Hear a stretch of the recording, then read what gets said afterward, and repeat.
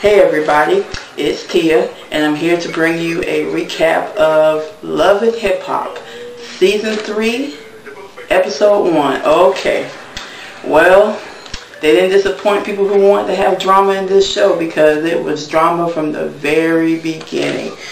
My, oh my, oh my. Okay, so, here we go. First scene starts off with Stevie J and Mimi. They've been together for 15 years and they have a 2-year-old daughter. 15 years, they ain't been married? Dang, what's up, Mimi? You didn't want to marry Stevie J? Stevie J probably didn't want to get married, but I guess that's another story. I couldn't be with nobody for 15 years and not be married. But anyway, the scene starts off with them. They're in the car driving, going somewhere that she's not familiar with. Turns out they go to this big house that Stevie J is trying to buy for Mimi and him and their daughter. Mimi is upset because the house is too far away and she doesn't really want to live that far out, and of course she also thinks that they'll give him the excuse not to come home at night and stay at nights in the studio and everything. See, she know that he's doing his dirt already. She didn't want to really say that, so to speak, but at the same time she wants him to come home to her. And she's saying she's not sure about the house, so he says, you gotta let me know something because, you know, I pretty much kind of bought it. So he asked her how much time. She asked him how much time does he need, and he said a couple of days. So she said, okay, give me a couple of days and then I'll let you know. So that's that with them. So you go to the next scene. Erica and Lil Scrappy. Okay, Erica and Lil Scrappy. They've been together off and on for 10 years. And they have a 6-year-old daughter. Now here's the thing with Lil Scrappy. He's a rapper. And he's had, you know, somewhat phenomenal success with what he's done. And Erica's his girlfriend. Now, somewhere in the point, they weren't really clear about this. I don't know if he broke up with Erica and he went with Diamond, or he cheated on her with Diamond. I don't know. But the story is that at some point, while I guess they weren't together, he got with Diamond, which is another rapper from another group. And he stayed with her for a little while. And then supposedly Diamond broke up with Lil Scrappy to go with Soulja Boy. And so when that happened, he got back with Erica.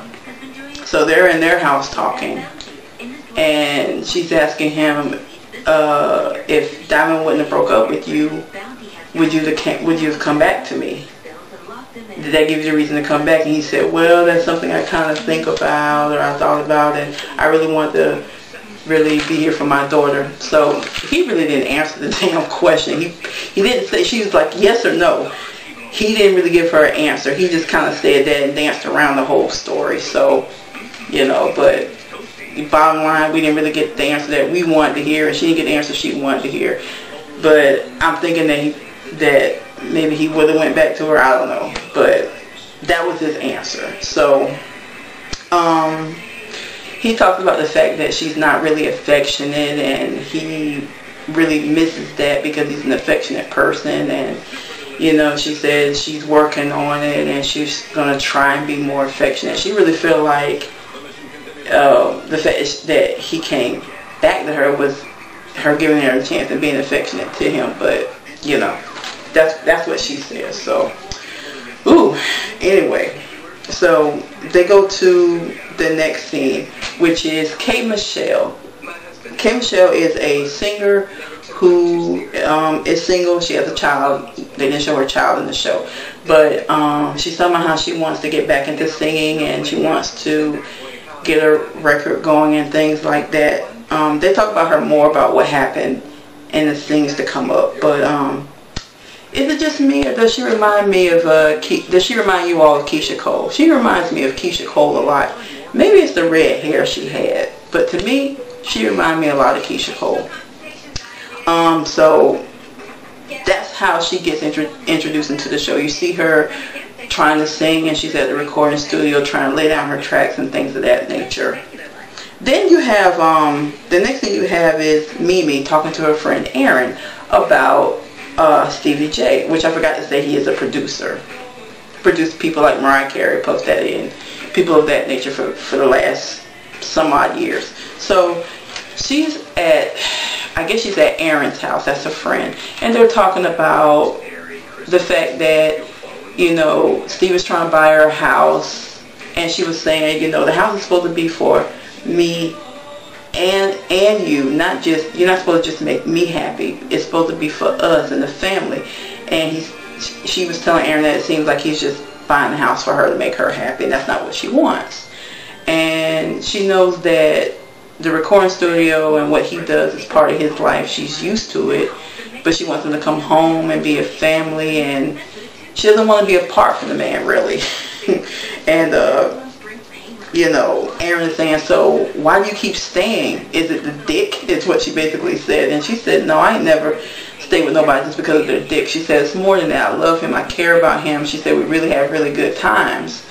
And, you know, Aaron starts to cry and basically says that she wants so much more for her and she shouldn't be with somebody like that. And basically she said she deserved better. So they basically, that's basically all they just talked about was that. So next scene, you have Stevie J and Joselyn. You guys, this Joselyn chick, I mean, there's so much I can say about her. I mean, she's such a hood rat. She gets out of the car. I think she drove, and I think it was a Mercedes. Did y'all catch that? It was a Mercedes that she pulled up in, but maybe she was being dropped off. I don't know.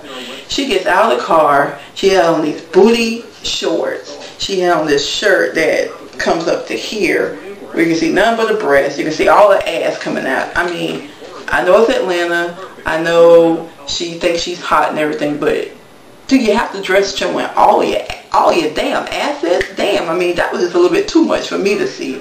And you know, the cameraman, as good as he is, he zoomed in on all of everything. You know, they did that shit on purpose. You didn't just say, oh my God, why are you showing her breast so close up? Why are you showing her ass so close up? They did that shit on purpose. I already know because they did the other parts of the show the same way. They did that shit on purpose. But anyway, Joselyn goes to the studio where Stevie J is. She comes in, he hits her on the butt and everything, and she starts talking about how she's an actor and a singer and a dancer. Now, we already know why she was talking that she used to work at a strip club, so I guess that's the dancing she's talking about. Actor? Okay, we'll see. Musician, all I heard her doing was just singing and speaking in Spanish over beats. So I want to hear the woman sing. But, you know, she starts talking about how it's more than just fucking with her and Stevie J, that he fucks her brain. So y'all know that they're fucking, right? They're fucking. I knew when they started that show that was going to be a situation with them from the get-go. But she pretty much laid it out on the table and said they were fucking. But it's more to it than just that. You know, she cares about him. You know, that he has her heart. That's her boo. That's her poppy. Right? Ain't that what she said? Okay. So they're in the studio and they're trying to listen to the music that she laid down, and she's getting up and dancing and everything a little bit like that. And you know, and she's talking about she gotta make it happen. She don't want to go back to the strip club. So Joselyn, to me, she looked too mannish in the face anyway. It's like she needs to tone down the makeup and get a nice wig or something, and then she'll be okay. But she's not that pretty to me. Really, she looked pretty when she had the long hair, but the boobs is what was distracting me. It's like, I don't want to see all that while you're trying to talk. All I saw was breasts.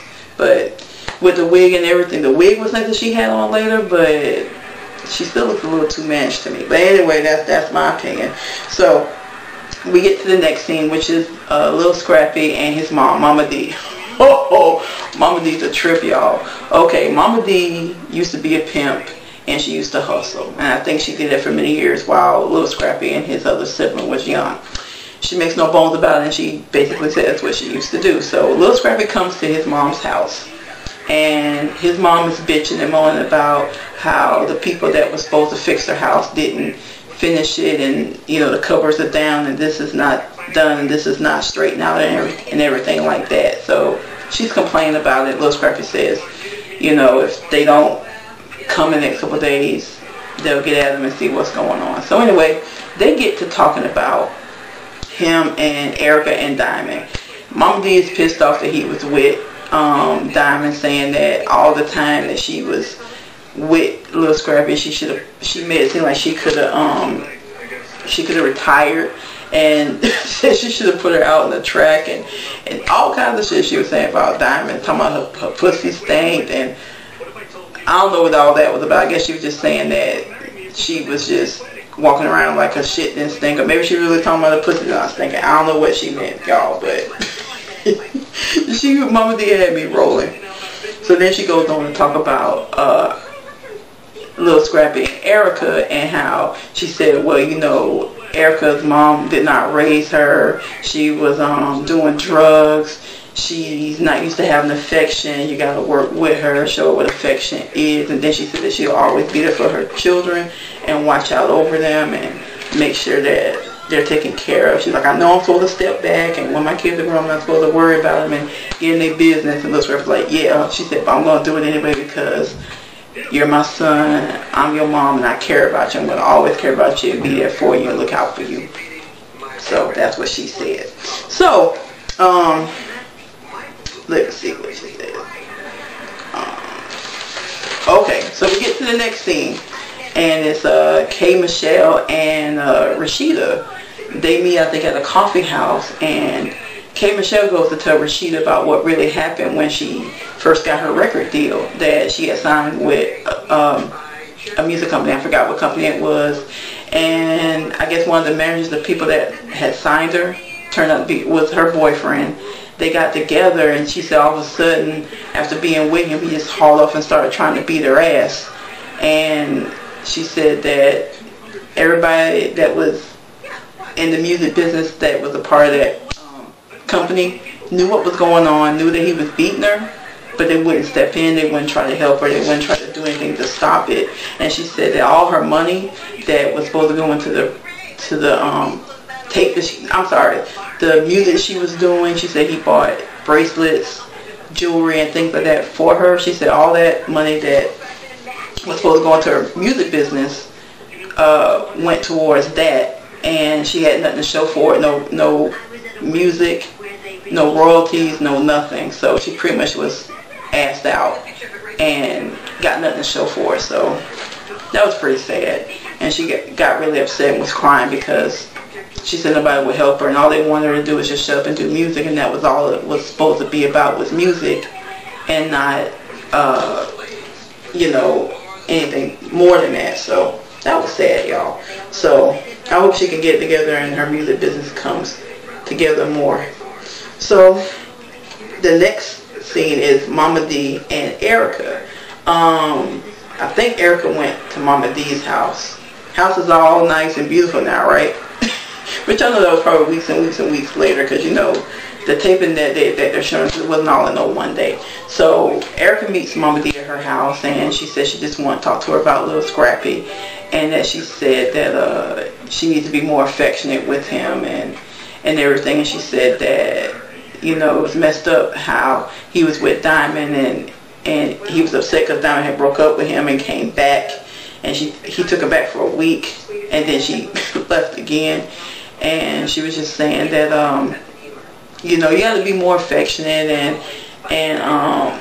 you know, stuff like that. So she starts talking about her mom. I know your mom wasn't there for you, and she did drugs, and drugs was in front of you, and they get into this big shouting match that Erica's like, no, my mom wasn't. My mom didn't do all that, and you don't know nothing about my mom. You don't know what you're talking about. You need to think about what you're talking about. She said, I guess she forgot about how she was living because she knew she was a pimp too. But, you know, Mama D basically was just saying, look, whatever it is in your relationship, you need to fix it and just work on it. But Mama D got real upset. Erica even asked her, was she taking some medication? What kind of medication was she taking? I do want to know that, because Mama D looked like she one of the people that can just pop off at any minute. I just hope she ain't a little cuckoo in the head. I don't know what kind of medicine she was talking about, but, you know, I don't know. Maybe we'll find out in the future. So that's basically what happened. They just went to talk about Lil Scrappy and how she felt like she should just be more affectionate and be there more for her son. And Erica said that Mama D didn't understand, but they basically ended it with that. So next thing you have is Stevie J and Mimi, they meet at a restaurant, and they're talking about the house again. And Mimi is basically saying that she is asking him why it's so far, and he said that he just thought it would be a house that she really liked. And she made suggestions like, why can't you put a studio in the house? And he said he didn't want to do that. He said that's not his. I forgot the word he said. I'm going to say it wasn't his thing. It's something that he didn't want to do. He wouldn't feel comfortable like that. He wants to be able to go out of the house and do his recordings and come back home and stuff. So they start talking and laughing, and you know, she just she was just basically saying the house is supposed to be for everybody and not just her.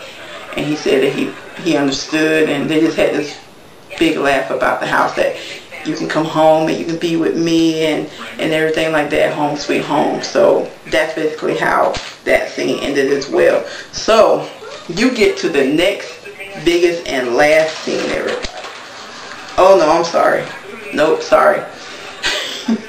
Sorry about that. Okay, Stevie J brings Joselyn with him so that she could meet Antonio Reed and Carly. So, and they get there and they just start talking and stuff. Carly starts talking about, you know, she's trying to do her rap career, so she busts a little rap for a couple of seconds and everything. And you know, Antonio is Carly's boyfriend. I think he's the one that's also managing her career. So they started talking and everything. So she's saying, so who is he to you? And Justin said, well, that's my manager. And they said, manager or manager? And she said, no, he's my manager. She said, just your manager? And they were like, yeah. But Carly ain't buying it. Carly know that they fucking too. We just gonna be honest. She know that they fucking. Because she's looking at their chemistry, looking at how they are together, and she's like, that kind of coupling that's more than just being your manager and just being your client. And she was thinking that if he was to manage her, would he do the same thing, or would it just be strictly professional on his end? So she did bring that up, you know, offside to the camera talking.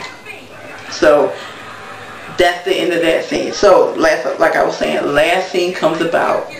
Okay, K. Michelle's having a big birthday party, so she invites Carly and Arian, and Mimi comes by as well. So they're all sitting down talking. K. Michelle gets up and shows off her outfit, and again they zoom in on her booty, you know, because that's what the cameraman was trying to do on purpose. Sits back down, and so